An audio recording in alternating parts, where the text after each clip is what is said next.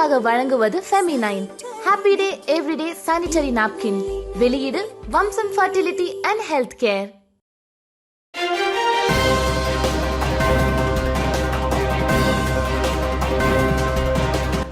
வணக்கம். திசைகளின் 10 மணி செய்திகள். விஜயலட்சுமியை தேடி கண்டுபிடிப்பதில் இந்திய தூதரகம் அணுக்கமான ஒத்துழைப்பு. இந்தியா ஆந்திர பிரதேசத்தைச் சேர்ந்த 48 வயது மாது கோலாலம்பூர் மஸ்ஜித் இந்தியாவில் மண் அமிழ்வில் பாதாள சாக்கடையில் விழுந்து காணாமல் போன சம்பவத்தில் அந்த இந்திய மாதுவை தேடி கண்டுபிடிக்கும் முயற்சியில் இந்திய தூதரகம் அணுக்கமான ஒத்துழைப்பை நல்கி வருகிறது. 8 மீட்டர் பாதாளத்தில் விழுந்த விஜயலட்சுமியை தேடும் பணி இன்று புதன்கிழமை 6வது நாளாக நடைபெற்று வந்த போதிலும் மீட்பு நடவடிக்கையில் ஈடுபட்டுள்ள மலேசிய ஏஜென்சிகளுடன் தாங்கள் அணுக்கமான ஒத்துழைப்பை வழங்கி வருவதாக இந்திய தூதரகம் இன்று வெளியிட்டுள்ள ஒரு அறிக்கையில் தெரிவித்துள்ளது. இதனிடையே கோலாலம்பூர் மக்களின் நடமாட்டத்திற்கு இன்னமும் பாதுகாப்பான பகுதியாகும் என்று கூட்டரசு பிரதேசத்திற்கு பொறுப்பேற்றுள்ள பிரதமர் துறை அமைச்சர் டாக்டர் ஜலிஹா முஸ்தபா அறிவித்துள்ளார். கோலாலம்பூரில் குறிப்பாக மஸ்ஜித் இந்தியாவில் பாதுகாப்பு நிலை குறித்து கேள்வி எழுப்பப்பட்ட போதிலும் கோலாலம்பூர் இன்னமும் பாதுகாப்பான பகுதியாகவே வகைப்படுத்தப்பட்டுள்ளதாக இன்று நடைபெற்ற செய்தியாளர்கள் கூட்டத்தில் டாக்டர் ஜலிஹா தெரிவித்தார்.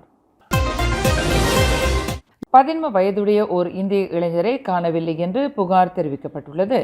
பிட்டாலஞ்சோயா கம்பங் லிண்டுங்கானைச் சேர்ந்த நரசிம்மசேகரன் குணசேகரன் என்ற 17 வயதுடைய அவ்விளைஞர் நேற்று ஆகஸ்ட் 27ஆம் தேதி வீட்டை விட்டு சென்றவர் பின்னர் வீடு திரும்பவில்லை என்று கூறப்படுகிறது. அவர் காணாதது குறித்து புகார் அளிக்கப்பட்டுள்ளதாக பிட்டாலஞ்சோயா மாவட்ட போலீஸ் தலைவர் ACP ஷாருல் நிசாம் ஜாஃபர் தெரிவித்தார். சம்பந்தப்பட்ட இளைஞரை பார்த்தவர்கள் அல்லது இருக்கும் இடம் தெரிந்தவர்கள் 03-7966-2222 என்ற தொலைபேசி எண்ணில் தொடர்பு கொள்ளுமாறு ஷாருல் நிசாம் ஜாஃபர் கேட்டுக்கொண்டார். பினாங்கில் 3 மாவட்டங்களில் உள்ள கோயில்களில் நுழைந்து கொள்ளை சம்பவங்களில் ஈடுபட்டு வந்ததாக நம்பப்படும் 4 ஆடவர்களையும் 2 பெண்களையும் போலீசார் கைது செய்துள்ளனர். ஸ்லாங்கூரிலும் பினாங்கிலும் மேற்கொள்ளப்பட்ட 5 சோதனை நடவடிக்கைகளில் உள்ளூரைச் சேர்ந்த 18க்கும் 42க்கும் இடைப்பட்ட வயதுடைய அந்த 6வரும் கைது செய்யப்பட்டதாக பினாங்கு மாநில போலீஸ் தலைவர் டாக்டர் ஹம்சா அஹ்மத் தெரிவித்தார். பினாங்கில் சுப்ராங் பிராய் தங்கா, சுப்ராங் பிராய் உத்தாரா மற்றும் சுப்ராங் பிராய் சலாத்தான் ஆகிய 3 மாவட்டங்களில் உள்ள கோயில்களில் நுழைந்து இவர்கள் கொள்ளையிட்டுள்ளதாக நம்பப்படுகிறது என்று டாக்டர் ஹம்சா அஹ்மத் குறிப்பிட்டார். இந்த கொள்ளை கும்பல் கடந்த 2022ஆம் ஆண்டிலிருந்து தீவிரமாக செயல்பட்டு வந்துள்ளது என்பது விசாரணையில் தெரிய வந்துள்ளதாக அவர் மேலும் கூறினார். 2027ஆம் ஆண்டுக்கான தென்கிழக்காசிய விளையாட்டான விளையாட்டுப் போட்டியை மலேசியா ஏற்று நடத்தவிருக்கிறது என்று இளைஞர் விளையாட்டுத்துறை அமைச்சர் ஹனாயோ அறிவித்துள்ளார். தென்கிழக்காசிய பிராந்தியத்திற்கான அந்த விளையாட்டை ஏற்று நடத்துவதற்கு மலேசியா உபசரணை நாடாக விளங்குவதற்கு அரசாங்கம் இணக்கம் தெரிவித்துள்ளதாக ஹனாயோ குறிப்பிட்டுள்ளார். இன்று நடைபெற்ற அமைச்சரவைக் கூட்டத்திற்கு தலைமையேற்ற பிரதமர் டத்துஸ்ரீ அன்வார் இப்ராஹிம் இதற்கு ஒப்புதல் அளித்திருப்பதாக ஹனாயோ தெரிவித்தார். நாட்டின் 67வது சுதந்திர தின கொண்டாட்டம் வரும் ஆகஸ்ட் 31ஆம் தேதி சனிக்கிழமை புத்ராஜயாவில் கோலாகலமாக கொண்டாடப்படவிருக்கிறது. 2024ஆம் ஆண்டிற்கான தேசிய தின கொண்டாட்ட ஏற்பாடுகள் குறித்து மாமன்னர் சுல்தான் இப்ராஹிமிற்கு இஸ்டானா நகராவில் நேற்று விளக்கம் அளிக்கப்பட்டதாக தொடர்புத்துறை அமைச்சர் ஃபமி ஃபட்சேல் தெரிவித்தார். தாங்கள் அளித்துள்ள விளக்கத்தில் மாமன்னர் மனநிறைவு தெரிவித்திருப்பதாக தேசிய தின கொண்டாட்ட ஏற்பாட்டுக் குழுவிற்கு தலைமையேற்றுள்ள ஃபமி ஃபட்சேல் விளக்கினார். எரிபொருள் வாராந்திர விலை நிர்ணயிப்பில் பெட்ரோல் RON 97 மற்றும் டீசல் விலை லிட்டருக்கு 5 காசு குறைத்துள்ளது. பெட்ரோல் RON 97 லிட்டருக்கு 3 வெள்ளி 42 காசாகவும் டீசல் லிட்டருக்கு 3 வெள்ளி 18 காசாகவும் விலை நிர்ணயிக்கப்பட்டுள்ளது என்று நிதி அமைச்சு அறிவித்துள்ளது.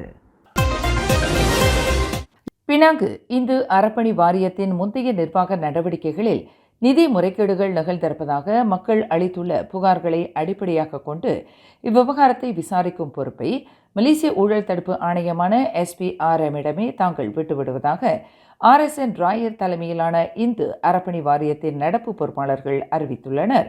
பினாங்கு இந்து அறப்பணி வாரியத்திற்கு தாம் தலைமையேற்று சரியாக ஓராண்டு நிறைவடையவிருப்பதாக குறிப்பிட்ட ராயர் துணைத் தலைவர் டாக்டர் லிங்கேஸ்வரன் உட்பட நடப்பு பொறுப்பாளர்களை உள்ளடக்கிய இந்து அறப்பணி வாரியம் இந்த ஓராண்டு காலத்தில் 2 முறை மக்கள் சந்திப்பு கூட்டங்களை நடத்தியதாக நேற்று கொம்தார் கட்டடத்தில் ஏற்பாடு செய்யப்பட்ட செய்தியாளர்கள் கூட்டத்தில் தெரிவித்தார். பினாங்கு தீவிலும் பெருநிலத்திலும் 2 முறை நடத்தப்பட்ட இந்த சந்திப்பு கூட்டங்களில் இந்து அறப்பணி வாரியத்தின் முந்தைய நிர்வாகத்தின் மீது கடுமையான புகார்களும் குறை கூறல்களும் விமர்சனங்களும் முன்வைக்கப்பட்டதாக ராயர் சுட்டிக்காட்டினார். இந்த புகார்கள் மற்றும் மகஜர்கள் யாவும் நிதி முறைகேடு தொடர்புடைய புகார்களாக இருந்தன. எனவே அவற்றின் உண்மைத்தன்மையை ஆராய தனியார் கணக்காய்வாளர் நிறுவனத்தின் வாயிலாக இந்து அறப்பணி வாரியத்தின் முந்தைய நிர்வாகத்தின் கணக்குகளில் தடயவியல் ஆய்வு நடத்தப்படுவதற்கு தாங்கள் முடிவு செய்ததாக ராயர் குறிப்பிட்டார். 5 மாதங்கள் நடத்தப்பட்ட அந்த தடயவியல் ஆய்வின் முடிவில் முறைகேடுகள் நிகழ்ந்திருப்பதற்கான சாத்தியங்கள் மேற்கொள்ளப்பட்டதாக ராயர் விளக்கினார். அந்த முறைகேடுகள் நாம் மேற்கொண்டு நடவடிக்கை எடுக்க வேண்டும் என்று நிச்சயமாக நாம் இப்போது முடிவு செய்து ரெட் பிளாக்ஸ், அதாவது சில ரெட் பிளாக்ஸ் இருக்கா, இப்ப ரெட் பிளாக்ஸ் இருக்கு அப்படின்ட்டு எங்களுக்கு தோணுது. ஸோ அதனால இந்த ரிப்போர்ட்ஸ் தயாரான பிறகு இன்றைக்கு ஊழல் துறை இலாக்காவுக்கு நம்ம இந்த ரிப்போர்ட்டை ஒப்படைச்சு, ஏன்னா எங்களுடைய பொறுப்பு இல்லையா. அந்த தனியார் கணக்காய்வாளர் நிறுவனம் வழங்கிய ஆய்வறிக்கையின் முடிவுகளை மலேசிய ஊழல் தடுப்பு ஆணையத்தின் பினாங்கு கிளையிடம் தாங்கள் ஒப்படைத்துள்ளதாக ராயர் தெரிவித்தார். எனவே கடந்த 2018ஆம் ஆண்டு முதல் 2022ஆம் ஆண்டு வரைக்குமான முந்தைய கணக்குகளில் நிகழ்ந்ததாக கூறப்படும் முறைகேடுகளை விசாரிக்கும் பொறுப்பை அந்த ஆணையத்திடமே பினாங்கு இந்து அறப்பணி வாரியம் விட்டுவிடுவதாக ராயர் குறிப்பிட்டார். இந்த செய்தியாளர் கூட்டத்தில் அறப்பணி வாரியத்தின் துணைத் தலைவர் செனட்டர் டாக்டர் லிங்கேஸ்வரன், ஆட்சிக்குழு உறுப்பினர் டத்துஸ்ரீ சுந்தரராஜு சோமு, வகண்டலாம் ஆட்சிக்குழு உறுப்பினர் குமரன் கிருஷ்ணன் உட்பட இதர ஆணையர்களும் கலந்து கொண்டனர். பஹாங் ரவ் வட்டாரத்தில் கடந்த ஆண்டைப் போலவே இவ்வாண்டும் தீபாவளி சந்தை மிக பிரம்மாண்டமான அளவில் ஏற்பாடு செய்யப்படவிருக்கிறது. வரும் அக்டோபர் 17ஆம் தேதி தொடங்கி 30ஆம் தேதி வரையில் முற்பகல் 11 மணியிலிருந்து இரவு 11 மணி வரையில் ரவ் புதிய பேருந்து நிலையத்தின் அருகில் புசாக் டகங்கான் ரவ் என்ற இடத்தில் இந்த தீபாவளி சந்தை நடைபெறவிருப்பதாக அதன் ஏற்பாட்டுக்குழு தலைவர் என் தர்மராஜா செட்டியார் தெரிவித்தார். ஓரிட மக்கள் தீபாவளியை குதூகலத்துடன் வரவேற்கும் அதே வேளையில் தீபாவளி சந்தைக்கு வருகை புரிந்து தங்கள் தேர்வுக்குரிய பொருட்களை வாங்குவதற்கு ஏதுவாக தீபாவளி சந்தையில் தீப திருநாளுக்கு ஏற்புடைய அனைத்து வகையான கடைகளையும் அமைப்பதற்கு வாய்ப்பு வழங்கப்படுகிறது. இந்த தீபாவளி சந்தையில் வியாபாரம் செய்ய ஆர்வம் கொண்டுள்ளவர்கள் தம்மை தொடர்பு கொள்ளும்படி தர்மராஜா கேட்டுக்கொண்டுள்ளார். இது 2வது முறை இந்த தீபாவளி சந்தை போடுறோம். இங்கே இதான் அதோட இடம், லொக்கேஷனு பார்த்துக்குங்க. போன வாட்டி போட்டவங்களுக்கு தெரியும். இதில் பார்க்க போனால் போன வாட்டி நடந்துச்சு, இது 2வது வருஷம். போன வாட்டி நல்ல ஒரு வியாபாரம் நடந்துச்சு. நீங்கள் ரவுப்பில் உள்ளவங்க பாங்கில் உள்ளவங்க பயன்படுத்திக்கங்க இந்த வியாபார சந்தையை.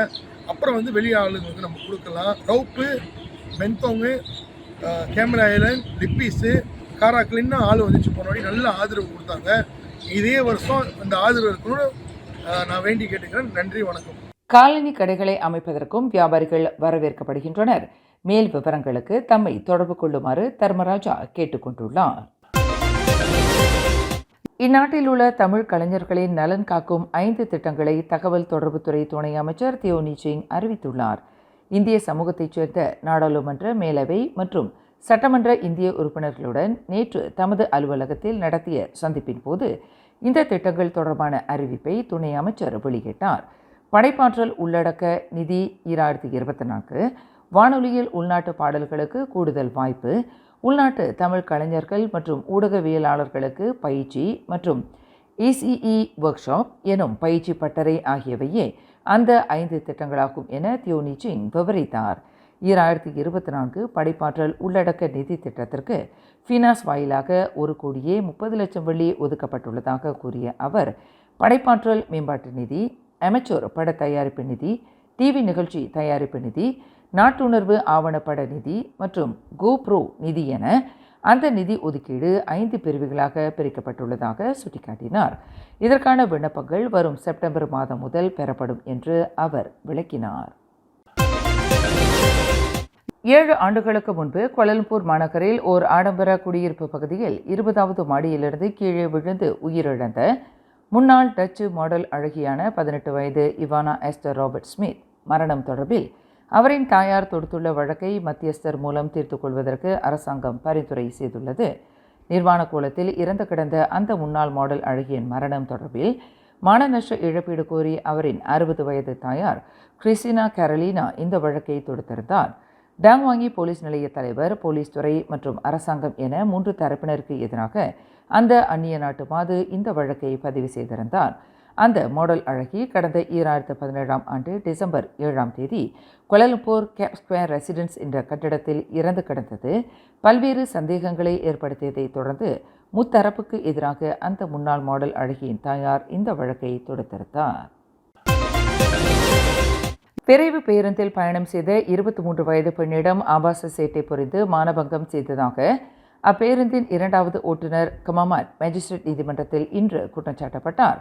முகமது ஃபாரிஸ் ஜஹருடின் முகமது ஃபடில் என்ற அந்த பேருந்து ஓட்டுநர் கடந்த ஆகஸ்ட் 23ஆம் தேதி இரவு 11:30 மணியளவில் கொலத்ரங்கானுவிலிருந்து கோலாலம்பூரை நோக்கி வந்து கொண்டிருந்த பேருந்தின் மேல் அடுக்கில் இக்குற்றத்தை புரிந்ததாக நீதிமன்றத்தில் தெரிவிக்கப்பட்டது. குற்றவாளி என்று நிரூபிக்கப்பட்டால் 10 ஆண்டு சிறை அல்லது அபராதம் அல்லது பெரும்படி தண்டனை விதிக்க வகை செய்யும் குற்றவியல் சட்டத்தின் கீழ் அந்த நபர் குற்றச்சாட்டை எதிர்நோக்கி உள்ளார். குவாலாலம்பூரில் உள்ள ஒரு பசாராயாவிற்கு பின்புறம் நடைபெற்ற உணவு விழாவில் எதிர்பாராத விதமாக இரும்பு தூணை பிடித்த பாகிஸ்தான் ஆடவர் ஒருவர் மின்சாரம் தாக்கி உயிரிழந்தார். இச்சம்பவம் நேற்றிரவு 8:50 மணியளவில் நிகழ்ந்தது. மின்சாரம் தாக்கிய அடுத்த கணமே தூக்கி எறியப்பட்ட 32 வயதுடைய அந்த அந்நிய ஆடவர் சுய நினைவு இழந்த நிலையில் சம்பவ இடத்திலேயே மாட்டதாக குவாலாலம்பூர் மாவட்ட இடைக்கால போலீஸ் தலைவர் முகமது அம்பியார் நோட்டின் தெரிவித்தார். உணவு விழாவில் அமைக்கப்பட்டிருந்த கூடாரத்தின் இரும்பு தூணின் வாயிலாக மின்சாரம் பாய்ந்துள்ளதாக பூர்வாங்க விசாரணையில் தெரிய வந்துள்ளது என்று அவர் குறிப்பிட்டார். மேலும் செய்திகளை தெரிந்து கொள்ள கீழே இருக்கும் பெல் பட்டனை அழுத்துங்கள். உங்கள் மகிழ்ச்சியை வெளிப்படுத்த லைக் மற்றும் ஷேர் செய்யுங்கள். தொடர்ந்து திசைகளோடு இணைந்திருக்க சப்ஸ்கிரைப் செய்யுங்கள்.